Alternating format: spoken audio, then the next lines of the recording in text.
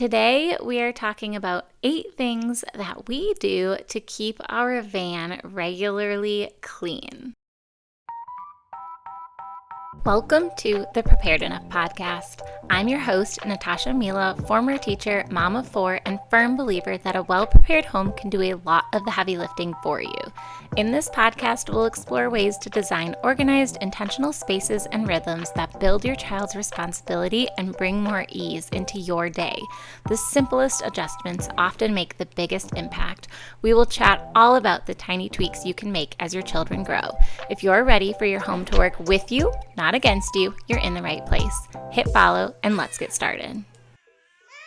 Hello. Welcome to episode 28 of the Prepared Enough podcast. We are on the second episode of the month of May. So every month we have 2 episodes this year. In 2026 is how we're structuring the podcast. And so each month we have 2 podcast episodes come out. The first one is heavy on how to organize some different space in your house, or today we're talking about a car. And then the second episode is heavy on the routines that are helpful to maintain those spaces.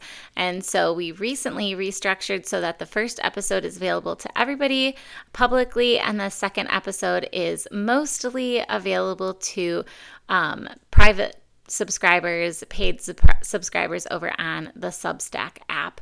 And you can still get them through all the other apps. If you pay on Substack, you just have to kind of put the feed in different or something from the techie side. I don't know exactly, but that is how we're structuring it in 2026 here. And so we are on the second episode. And so I always give a little preview for everybody on the public podcast places too, so that if you aren't a paid supporter, you can still get 1 or 2 little tips, I suppose, if you want to call them that. Okay, so today we are talking about cleaning up our cars. And I just want to preface by saying a clean car is not it doesn't really matter all that much. You're not inviting people to your car, right? Most of the time, it's a rarity when anyone is driving in your car with you. And it's even rarer, if somebody's even going to look inside your car. Nobody really cares all that much about a car. So it's really for you. A clean car is about having a space that you can drive around all day without feeling super overwhelmed. To me, when I get into a super messy car, like when we go on vacations, I feel like it gets really messy. And when I say vacation, I mean a weekend trip with all the kids. Then you're eating in the car more. You have all this extra stuff, and it just is so chaotic. I feel like when I climb into a vacation car, going on a little road trip or whatever, is jamming myself into an overstuffed closet and then just closing the door. It's just really overcrowded, and it smells a little. It's just a lot. So I don't like doing it. So I like keeping a car clean because I drive my car all the time, every single day. We drive to and from school a bajillion times a day, it feels like. And I'm in my car, and I want places for the groceries to go without having to clean out the trunk every time. I feel like it's just when the car is messy, it is a big irritant in my life. And when it's tidied up, I can breathe easy in a lot of ways. So we're going to go through 8 different things that we do to keep our van clean. And ironically, while I'm recording this episode, our minivan is out of commission. So we're currently driving around my husband's truck, and I can contest by saying we don't have the extra space in the truck for all these little nice things because the trunk of the truck is not attached to the actual truck itself. It's a bed, right? And so I'm realizing how many luxuries my little minivan has, and I like it. So if you don't have this is a PSA. If you don't have a minivan, go get a minivan. Okay, we're gonna get into the actual episode now. Okay, number 1, take these or leave these. If they're helpful, take them and use them, and if they're not that helpful, then don't use them, right? Okay. 8 things that we do in our house, I guess not in our house, in our van to keep it clean. Number 1, we have, I guess this isn't actually in the van, but it's what we use for the van. We have a garage garbage. maybe you have one. If you don't, get one. And here's why.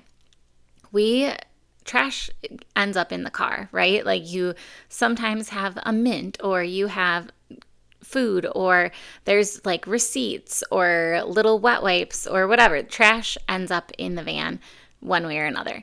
And so it's collected into little locations all around our minivan. The kids put it in their little cup holders. I put it in the cup holders in the doors. And so every once in a while, when it gets to be a little overflowing, I collect all the trash from all the little areas. We actually have a little toilet in our car, and usually what I do is take the potty chair toilet seat out of the car right now, and I dump all the trash into the toilet seat, and then I just go carry it to the garage and dump it into the garage garbage. I tell you, when we did not have a garage garbage, I let this trash get so out of hand in the van. It has been like such a game changer. That's why I put it as number 1, because it seriously has been such a game changer. Like I actually take the trash out of the van now because I have this garbage that is right inside of our garage. Now, we don't park our cars in the garage. That's a story for another day. But we have a little too much stuff in there. But we do, and ironically, we're going to talk about garages next month, but we do park right next to the garage, and so I just open up the garage door and dump the trash into the garage garbage, and it's great. I have all the kids.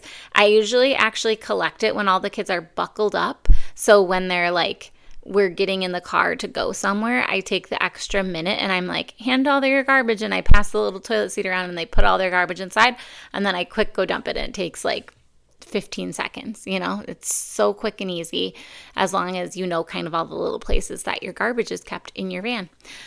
All right, moving on to number 2. So I highly recommend. I don't know what it was about like having to take the garbage into the house, but I just never did it. So the fact that there's a garage garbage made such a big difference. Okay, number 2, have some type of organizers for your toys. We have like the back of the seat organizers, and we really, really like them.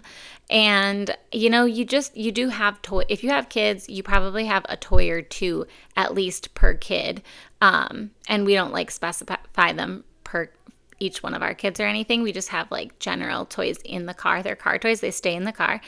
And we put them in these seat organizers, and I also keep like sunglasses in there, and we keep wet wipes and stuff in there too. If you listened to the last episode, you could hear kind of what we keep in those seat organizers. But these are just such a big organizer saver for keeping the ground tidy.